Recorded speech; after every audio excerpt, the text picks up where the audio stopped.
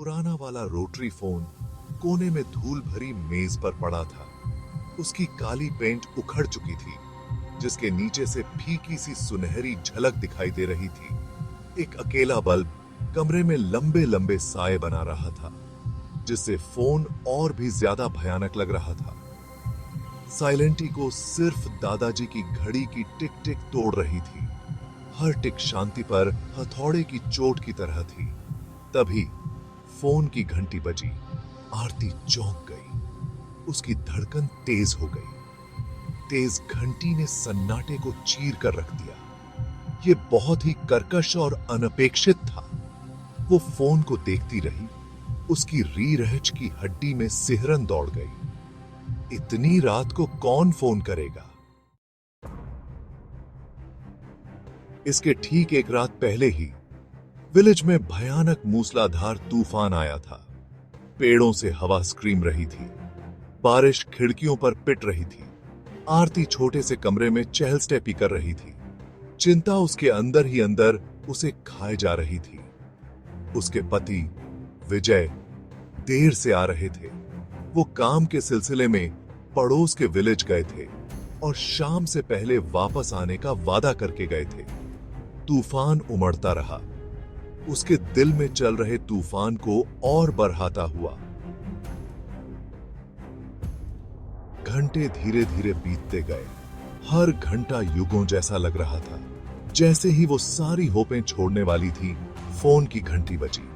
ये विजय था। उसकी आवाज में घबराहट थी। वो हाँफ रहा था, आरती, मुझे बचा लो। फिर लाइन कट गई। विजय, विजय, क्या तुम मुझे सुन सकते हो? खामोश कमरे में उसकी आवाज गूंजती रही। कोई जवाब नहीं आया। उसने अपनी सांसें रोक ली। लाइन पर आ रही खड़खड़ाहट के बीच कुछ भी सुनने की कोशिश कर रही थी।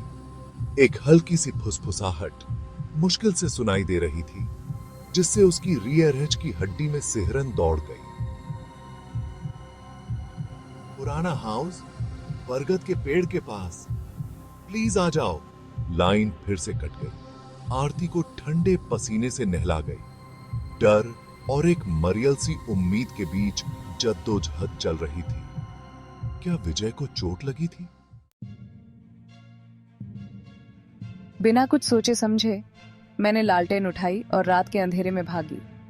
बारिश मेरे चेहरे पर बरस रही थी। हवा मेरे कपड़े उधेड़ने पर तुली हुई थी। डर उसे आगे की ओर धकेल रहा था। उसे विलेज के किनारे की ओर, उस पुराने बरगद के पेड़ की ओर, जहां उसकी जड़ें धरती से बाहर निकल आई थीं। उसकी जटाएं आसमान को छू रही थीं। स्टॉर्मी बादलों के सामने उनका काला साया पड़ रहा था। हर कदम हवा और बारिश से लड़ाई थी। दूर से गरजती हुई बिजली की आवाज मेरे धड़कते हुए दिल की गूंज की तरह थी।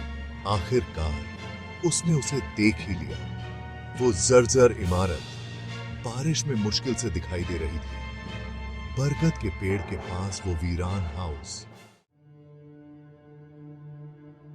घर उसके सामने खड़ा था, उग्र तूफान के खिलाफ एक खंडहर पहरेदार की तरह। उसकी खिड़कियां अंधेरी थीं, मानो खाली आंखें उसे घूर रही हों। जैसे ही मैंने अंदर पैर रखा, हवा और भी भारी हो गई। गीली मिट्टी और किसी और चीज की गंध से भरी हुई, कुछ पुरानी और अनप्लेजेंट। जैसे ही वो घर से गुजरी, उसके वजन से फर्श की लकड़ियां चरमरा गईं। हर कमरा अंधेरे में डूबा हुआ था। साइलेंटी को सिर्फ घर की क्रीकट और उसके अपने दिल की धड़कन ही तोड़ रही थी। विजय, उसने आवाज दी। उसकी आवाज ट्रेम्बलिंग रही थी। कोई जवाब नहीं था, सिर्फ उसके अपने डर की गूंज थी। हवा के एक ठंडे झोंके ने उसकी लालटेन बुझा दी। उसे अंधेरे में धकेल दिया।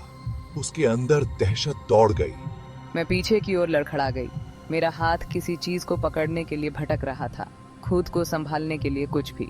उसकी उंगलियां किसी ठंडी और धातु की चीज पर जा टिकी। ये एक फोन का रोटरी डायल था, जो टूटी हुई दीवार से लटक रहा था। जैसे ही मेरे हाथ ने उसे छुआ, अंधेरे में एक आवाज एको हुई, जिससे मेरी रूह कांप गई।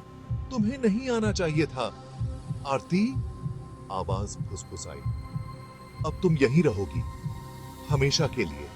जैसे ही तूफान उग्र होता गया, रात में चीख गूंज उठी। वीरान घर एक बार फिर खामोश खड़ा था। उसका काला रहस्य रात में समा गया। विलेज वाले उस वीरान घर और उसकी वॉलों के बीच गायब हुए जोड़े के किस्से सुनाते थे। लेकिन उस रात क्या हुआ और आरती और विजय का क्या हुआ, ये एक भयानक रहस्य बना रहा।